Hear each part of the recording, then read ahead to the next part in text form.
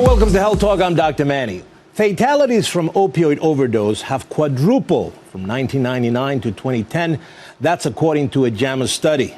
Many of those cases are teens. And believe it or not, misuse often begins in the dentist's office. The American Dental Association recently reported dentistry is responsible for prescribing 12% of all instant-release opioids. Joining me now to talk about this growing problem is Dr. Mushkan Fajaram from Sutton Advanced Cosmetic Dentistry. Welcome, Doc. Thank you, Dr. Manny. Nice to see you. Nice to see you. Look, I'm amazed about the statistic, and the dental industry is saying that, one of the biggest groups of or health sections of prescribing pain medicines like opioids is the dental community. Do you see that as a problem? I actually do. Our industry just gives out the opioids way too quickly just to treat chronic pains. No one likes a dentist, Dr. Manny. Who are we kidding? Right. So it makes it easier when patient has a little pain to write the opioid prescription, the little narcotic, and just say, don't call me, come see me in 7 days, and everything will be better. There's a lot of legislation being thrown out there now. For instance, a couple of district attorneys in different states are trying to put legislation that says, look, we want the doctors, dentists or medical doctors, to just give out like 5 days of painkillers. The pushback from the health industry has been, well, you know what, there are certain procedures that require more pain medication.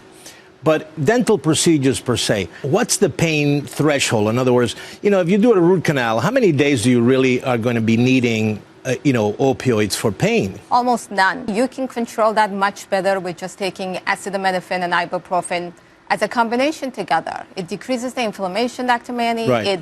It doesn't have all the abuse. It doesn't have all the other adverse effects of vomiting, headache, nausea.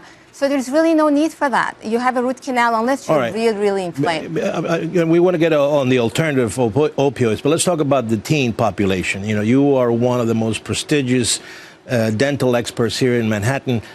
When you have younger teenage patients, how do you handle them, especially if they're demanding painkillers?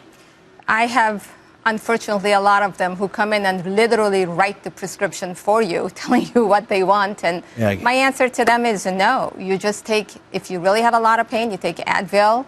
You just mix it with Tylenol and you should be fine. They do question you a lot of time, and they do tell you that, no, my pain is really severe and I need to go back to school. Well, my answer is just simply no. Right.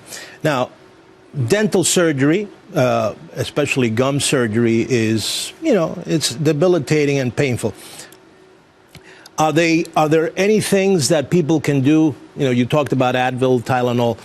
Any alternative therapies out there that would relieve inflammation, especially after dental surgery, that would kind of take you away from giving, opioid medicines? 100%. Again, using ice, just plain ice, to put on 20 minutes and take off 20 minutes would decrease the inflammation right there. Right. And just taking, again, Advil and just regular ibuprofens and acetaminophen will decrease that.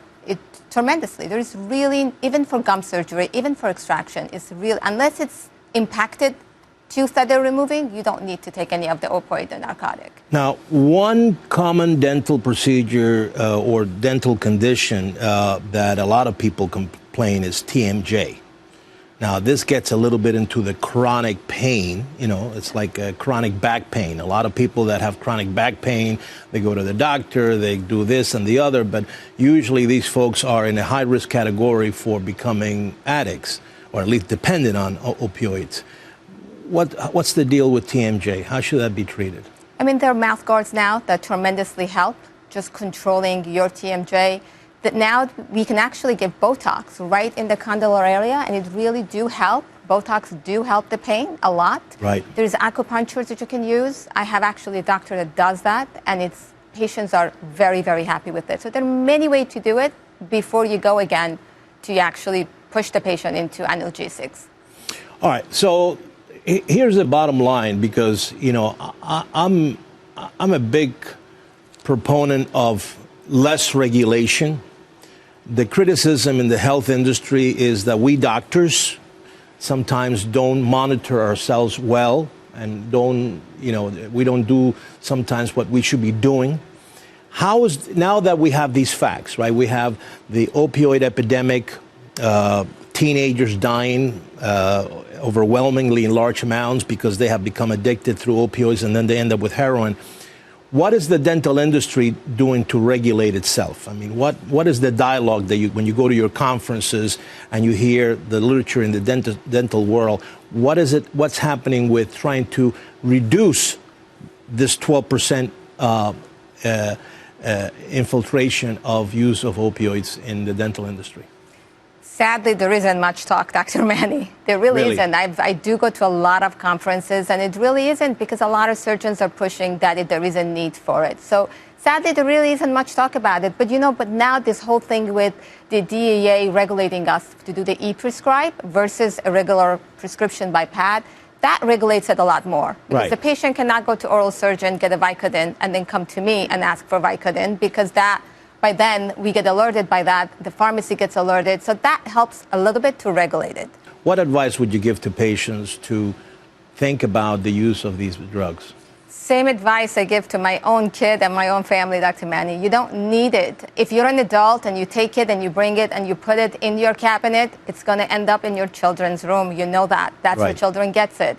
You don't need it. And if your children are having the dental thing, they don't need it either. Just do it by Tylenol and they should be fine. All right. Well, listen, you're the expert. Thank you, Best in New York for sure. Well, thank you so much for joining us. Thank Very you, important segment. I never realized that, through dentistry, people are also getting exposed to these medications. So thank you very much for being here. Thank you, Dr. Manny. And if you have a health question, tweet me at Dr. Manny on Fox. Until next time, I'm Dr. Manny.